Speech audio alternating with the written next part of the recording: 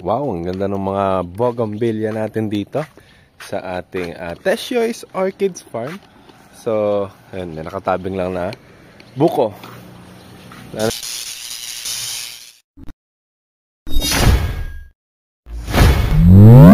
Ayan. So, naglilibot po tayo ngayon dito sa farm since wala pong ganap sa ating mga bukid. Actually, meron ganap, hindi pa tapos yung patanim natin. Pero, hindi na po ako nagpunta kasi kayang-kaya na nung ating mga tauhan yan. So, ngayon ay lilibot po tayo ngayon dito. Mag-update po tayo sa ating farm. And kung ano na ba yung nangyari dito sa ating ubasan. So, tingnan natin. Medyo matagal na rin po akong hindi nakakaikot. Pero paminsan-minsan, ang tawag dito, marami po kasi tayong ginagawa, di ba? Nakikita nyo naman. Pumupunta ako sa bukid, nagkakabit po tayo ng solar, at kung ano-ano pa. So, ayan po yung farm natin. Mainly, marami na po tayong bougainvillea. And ayan, yung mga orchids po natin, medyo kumukonti na. Kasi kung kayo ay pamilyar sa mga plantito-plantita, sila ay medyo nawawalan. Hindi naman nawawala, nabawasan na. So hindi na po masyadong maging mabili yung mga halaman natin. And ganoon na rin po yung nangyari dito sa ating farm. So ayan po, may bunga naman na yung ibang ubas natin dito. Yun nga lang, mga bunga po sila nung tag-ulan. And ang balak na lang po namin dito ngayon is maging grapes farm. So kaya kung makikita nyo, so dito tinaniman na po namin ang grapes. Mga magandang variety na yan. Ang variety nito ay Muscat Blue. Tapos yung ibang dendro, nandito na po sa ating farm, sa loob. And pinapabulaklak at inaalagaan na ni Carlo. So ayun po yung ibang grapes natin kung gusto nyo bumili, grapes na seedling. So, ayan po yung mga blender natin. Pinabubulaklak na lang at inaalagaan yung mga natira. So ito, for sale po ito. PM nyo lang po, Tesyoy's Orchids Farming. So marami po kaming magagandang halaman at mga dendro. Pati aso, si Kopi at saka si Milo. Mga kon na, mga bulag na. Hindi na makakita sa haba ng buhok.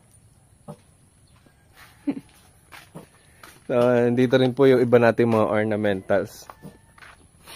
Yan yung mga malalaki ang dahon. Kung gusto nyo po yung mga ganon. Tapos, adenium. So, dito po sa ating concrete pond, medyo hindi na po masyadong nakakapag-alaga ng hito. So, ayan, meron po tayong alagang konti dito. Pero konti na lang. Ano ba ang naging problema? Sasabihin natin mamaya. So far, ito na lang po muna tayo sa ating ubasan. Malapit-lapit lang naman po ito. Ayan. So, bakasyon po ngayon, December months. At December 29. 29 na ba ngayon? Tingnan ko nga. 28. So, December 28, mga nakabakasyon ng mga tao, pati tauhan natin. Buti na lang si Carlo nandun. At si Dansoy, medyo nagdedelikado. Mukhang hindi na po yata babalik. Kaya, nababawasan po yung mga gardener natin at mga tauhan sa farm. So, ito po, yung sinakip, yung mga flowering plants dapat ang gagawin natin dito. Ang problema, hindi po na-compose kaagad yung mga lupa. So, nagtanim tayo ng mga ibang halaman, bougainvillea, hindi po nabuhay. Ang sinubukan po natin ay mga talong. So, nakakatipid na po kami sa pagkain araw-araw kasi ang dami po naming nakukuha ditong bunga ng talong. So, kung mahihilig kayo sa talong, di ba? Alam niyo naman kung ano pwedeng iluto sa mga talong na to. Ito, mga konti lang po ang mga spray nito kumpara doon sa mga binebenta doon sa palengke. Kasi, kami po mismo kumakain. So, meron din tayong kwan dyan, variegated. Ano na nga ito? Comment nga kayo kung ano na nga tawag dyan. Talisay. Talisay. Basta. So, tingnan nyo po. Dami po namin bunga ng talong. Ang nag-aalaga po niya si Carlo at saka si Dansoy. Nga lang, nawala na rin si Dansoy. So, yun yung medyo mahirap po sa pag-maintain ng farm. Lalo na kung marami kayong ginagawa at hindi po kayo naka full time sa inyong farm. So, syempre, aasa po tayo sa ating mga tauhan na hindi mo alam kung kailan, hanggang kailan. So, kasi imagine niyo si Dansoy, ilang taon na po sa amin dito, 12 years ba? 15. At syempre, may naiisip din pong iba. Kaya, ayun o, tingnan nyo, meron po tayong mga okra dito. Buti na lang, handito pa naman po si Carlo, yung nakita nyo kanina. At naiwan po sa amin ngayon. So, ngayon dito po sa ating grapes farm, malaki po yung naging damage nung tag-ulan, di ba? Marami po itong bagyo na na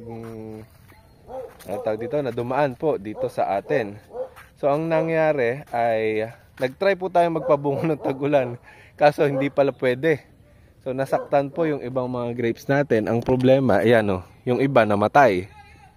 So ayan o, namatay. Nagtry tayong mag-prune ng katag-ulan. So pagkakamali ko, yun pala ang mali. Hindi pala dapat nagpo-prune ng tag-ulan. At nag-wrap pa nga ako eh.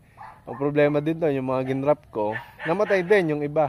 Pero, yung mga natira po ngayon ay nakaka-recover na. Naglagay po kami ng organic. Ayan o.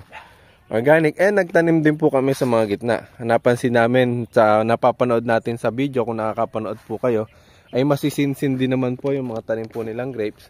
Kaya palagay namin ay kulang yung pagtatanim po namin ng grapes dito. Kaya dinagdagan po namin sa mga gitna.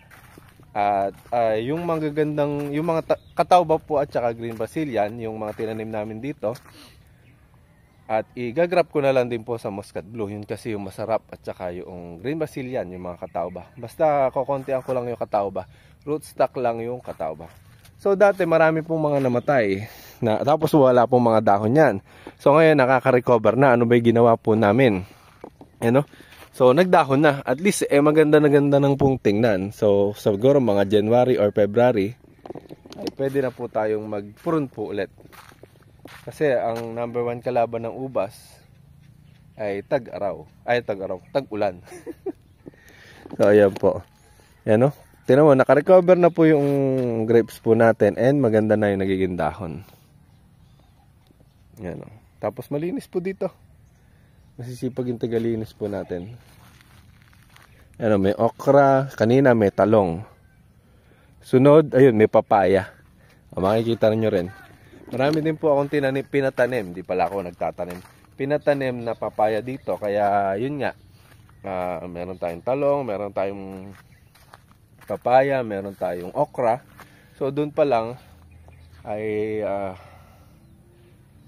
hindi na tayo bumibili ng pagkain sa umagahan. Mga tuyo-tuyo na lang. Tinapa, ganon. So, tingnan nyo, marami po kaming okra.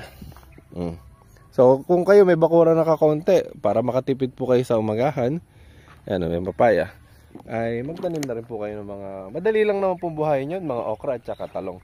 Tapos, marami din po kaming saging at malunggay. Ayan o. So, palagi po kami nakakakuha ngayon ng puso ng saging. So, si Carlo ang nagme-maintain po dito. And, kung kayo ay follower ko, alam nyo naman na nagpatanim po tayo ng 100 kalamansi. Diba? Kaya nga po tayo nagkaroon ng, ng product na value adding sa kalamansi. Yun na nga po yung ating Novocest na ating nilalunch ngayong New Year. Medyo naabutan kami ng naabutan kami ng holiday, kaya yung marami na po kami nagawan juice. Syempre, wala po mga pumapasok na katao, lahat po nasa bakasyon, kaya hindi po kami makapag-out ng maramihan pa. So, tsaka yung gumagawa din ng juice. So, ito po, kinuha na namin ng puso, may bunga na rin, papahinog na lang, pati yon. So, maraming pong saging. Masipag magpatanim si Mami. So ako rin, nagagaya na rin. Kaya gayo kapag may mga bakante po kayong lupa, gano'n rin ang gawin nyo. So tingnan nyo, may papaya, yung sinabi ko nga kanina, and yung 100 kalamansi. Mga pitasin na po ito, tingnan nyo. Ito po, ang nilagay po namin ay mga grafted. Yung iba ang gusto, anong tawag doon? Yung iba ay markot.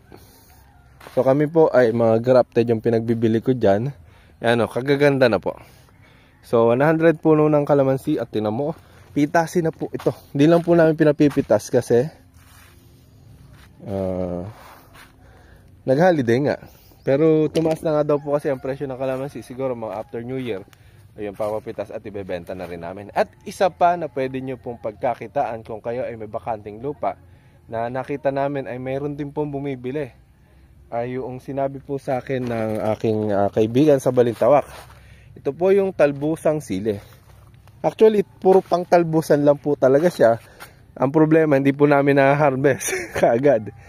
So, nagkaroon ng bunga, pero maaanghang din pala to. Tinry ikainin nung isang kasama ko dati. Yan, maanghang din po. Pero nabebenta po yung dahon, yung talbos na yan. So pinababata po namin, tinatanggal po namin yung talbos, pinakinukuha ni Carlo, yun. Marami po yan sa pagitna. Kumbaga integrated farming po yan. May papaya, may kalamansi, may talbos ng talbusan na sili. Ang presyo po na kinukuha po sa amin ay 70 per kilo. So malinis po dito, nakapaglinis sila Danso at saka si Carlo. Kumunti na po yung papaya natin. So yun na din yung mga naging casualty nung bumagyo. Yan, pinatabaan po natin ng organic, kaya nga pala naging maganda na pa yung ating mga halaman dito, lalong lalo na yung mga grapes. Yan, daming bunga ng kalamansi. Ay nakahingi po tayo ng organic na pataba. Shout out po yan sa Municipality of Bukawi. Sa Bulacan pa po ako nakakahingi kay Kuya David na nagbigay po sa atin ng organic fertilizer. So dito sa wala akong mahingi eh. So ito, buti na lang meron po tayong kaibigan at tiga Bukawi na nahihingan po natin ng organic. Ano, dami po natin. Gumanda yung mga halaman. So nakakaganda po talaga pala yung organic na ginagamit. So dito naman nakita nyo po, ito pinalinis ni Mame. Ngayon ito madamo dati, so pinalinis at ganda na dito. Nilagyan na rin namin ng mulching. Tapos nakita namin, ayan, may kalamansi pa rin pala dito. Napunggok na. So, madaming pwedeng itanim. Dito sa kabila, mga namatay na yung mga tinanim nila. So magtatanim na sila. Palaya pala yung tinanim. Ay, patola pala yan. Laki. Ay, naku. Lalim. So, konti na lang yung kalamansi dito. Tataniman po natin yan. Ulit. So, dito magbibilang tayo kung ilan pa po yung mga dapat nabilin para sa kalamansi natin itatanim. So, 1, 2. Magkakalapit lang kaya dapat.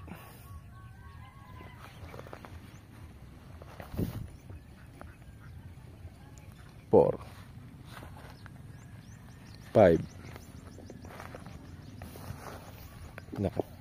So nakikita nyo, kapag po nilagay nyo ng mulching na ganyan, parang ganito, hindi na po masyado nagdadamo. Pero may mga lumalabas pa rin kasi sumisingit. Pero at least nababawasan, hindi na po yung sobrang kapal. Dati nung walang mulching na ganito, sobrang kapal nung nagiging damo at nagiging gubat. Nakakatuwa itong kalamansi na to. Punong-puno ng bunga. Para na akong si Sir Bunag, Virgilio Bunag. May tanim na rin na kalamansi. Ayan meron din pong papaya doon sa gilid. At meron mga itik. So nagalaga sila ng itik dito sa Tarandon. Ayan. Tapos puntahan naman natin dito yung ating grapes sa kabila. So sabi ko, kapag nagkakaroon ng bakante, pupunta ako dito maglilinis. Ang problema, hindi ako nagkakaroon ng bakante. Tapos tinatamad na minsan. Pupuntang bukid, nag-aayos ng ikakabit na solar. Madami po tayong ginagawa. Kaya medyo napabayaan. So yan, nakaka-recover na rin naman po yung mga grapes dito. Yan, magaganda na rin po mga dahon. Ito yung maraming naging bunga nung nagpa-picking po kami. Ayan. Nga lang, hindi na rin po masyadong nadadamuhan. Pero kagandahan nga, meron po kaming mulching, oh. Dati nung walang mulching, sobrang damo dyan. Tapos ang hirap pa pong magdamo. Di mo. Laki ng damo. Ayan, oh, madali na lang magdamo. Paisa-isa na lang yung sumusulpot. Pinalinis din yung kawayan doon.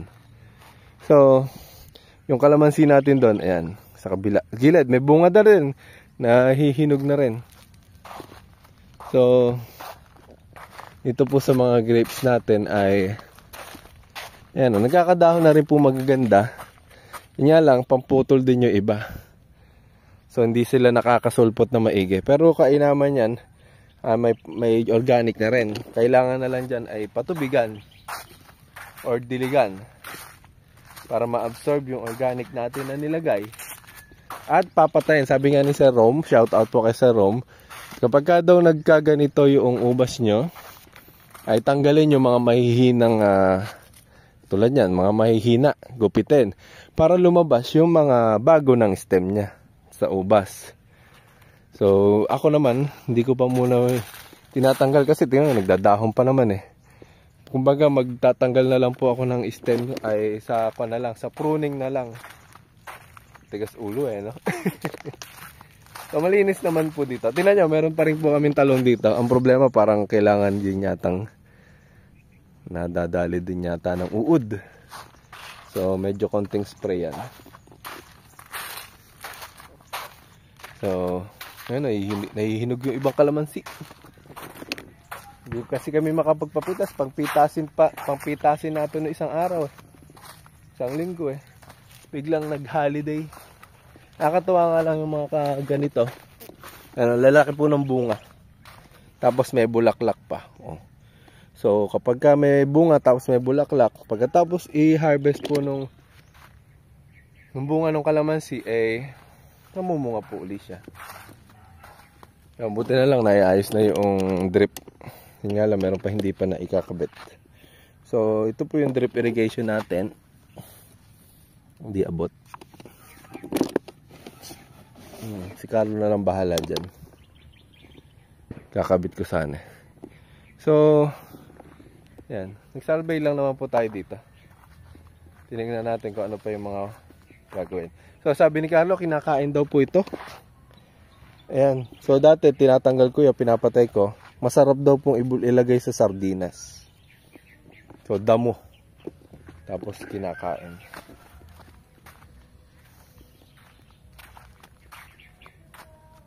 Nakagaganda na ng ibang ubas ah. Kailangan na talaga mag-con ako dito. Mag-garden na ulit. Kasi ang daming ginagawa eh. Mahirap po kasi mag-focus sa isang farming, lalo na kapag alis ng alis. Ang naging problema nga lang ito.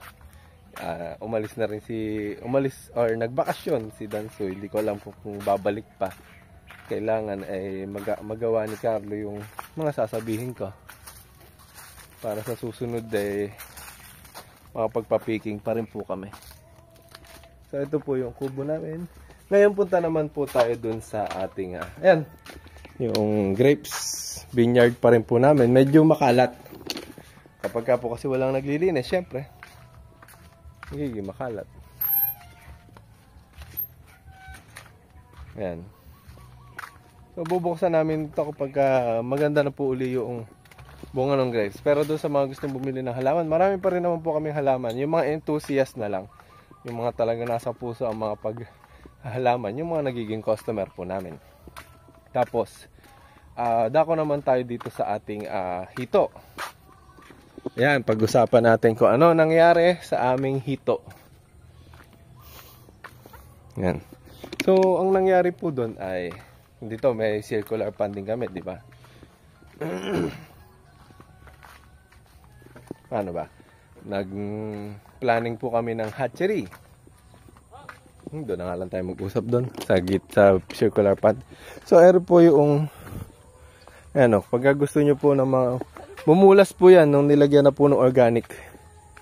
So, yan po yung itatanim namin doon sa mga bakante pa. Para malagyan ng ubas. Yung mga gitna. At saka ito po, ganda. So, ito po yung mga ginrap natin na nabuhay. So, kaganda oh. So, sanay na tayo mag-grap. Nung umulan hindi nga lang talaga maganda yung naging survivability. Survivability ba yan? Yung success rate pala. So, ito, ginrap ko din to. Hindi rin naman po nag-succeed. Lalaki na ng puno. Katao ba? Katao ba yung variety niya? So, yan pa rin po. Kung gusto nyo pong bumili ng halaman, ito lang po yan sa San Antonio, Nueva Ecija, Test Choice Orchids Farming.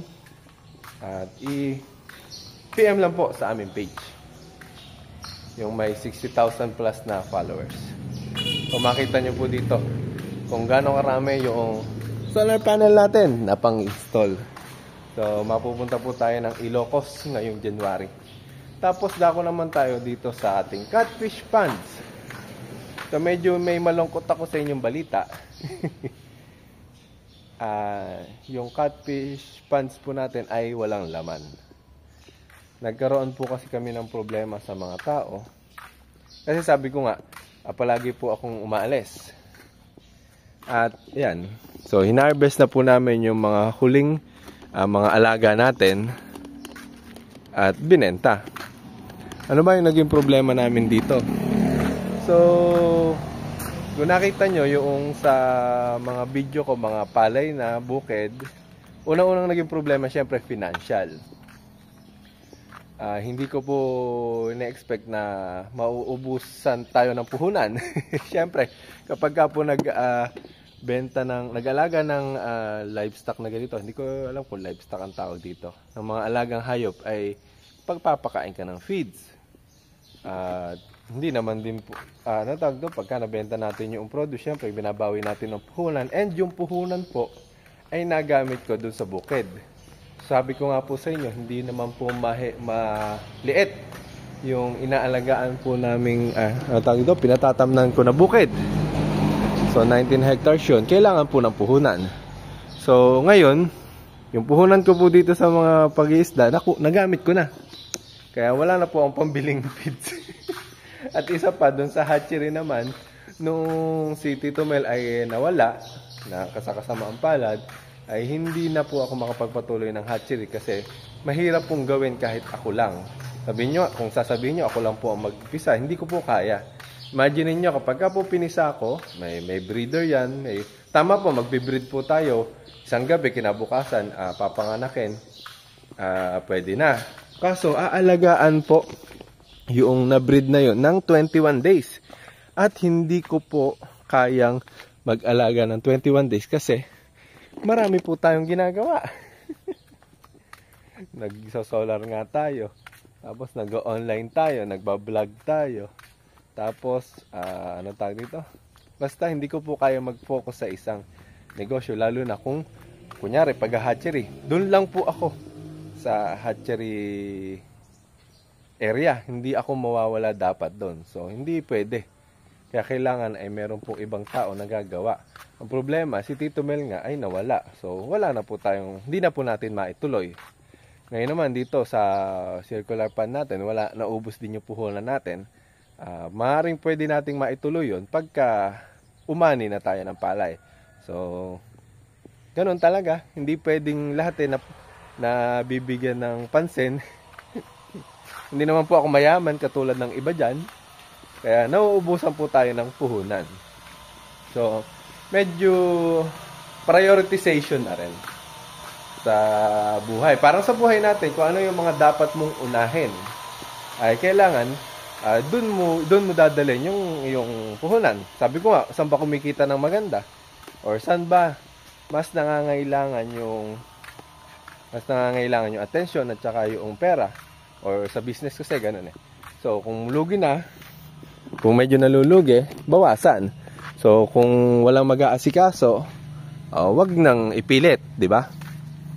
Tapos, parang sa rice mill, nung nalugi po ako, 3 years ago. So, wala nang pumapasok na income, nauubos na yung puhunan din. So, nagdesisyon na ako na bumalik na dito sa Nueva Ecija at nag-business. So nagiging maganda naman din po. Lalo na nung nauso yung plantito-plantita. So madami tayong naging sale nung halaman. And ngayon, naghito, nag-farming, ayan, nagbukid. So sa bukid po tayo, mas napo-focus ng maigi at saka sa solar. So madali po kasing kuhanin yun eh. Ang kailangan lang din talaga puhunan. Puro puhunan para sa negosyo. So, yun lang. Siguro marami na rin akong nasabi tungkol sa akin. Ano, gaganda po talaga ng mga bougainvillea, mga namumulaklak. So, for sale po lahat yan kung sino po yung pupunta at gustong makabili ng aming mga halaman dito sa aming farm. Ayan, punta na po kayo.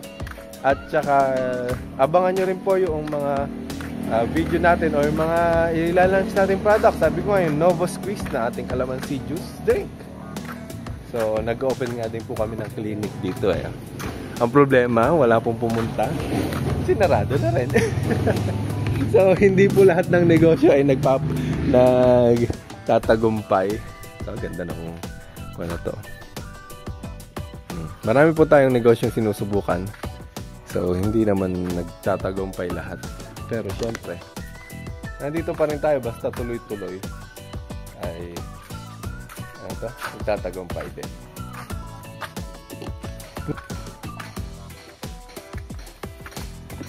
Ayan, so gaganda na talaga ng mga halaman. So siguro hanggang dito na lang. Ayan, nag-recap lang po ako kasi mag-New Year na. At panibagong yugto ng taon. So kailangan ay magkaroon po tayo ng bagong panimula ulit sa ating mga negosyo sa farming. So, subaybayan po nyo pa rin po kami, ayan, yung mga tauhan natin, mga tao. Patuloy pa rin po kami na mag-tatry ng mga business tungkol sa farming and i-share po sa inyo. Yung katulad nga sa Tanglad, di ba? Maganda rin po. Promising din yung mga ginagawa po natin doon. At patuloy nyo na pa rin po suportahan or subaybayan yung mga ginagawa po namin sa farming. So hanggang dito na lang po.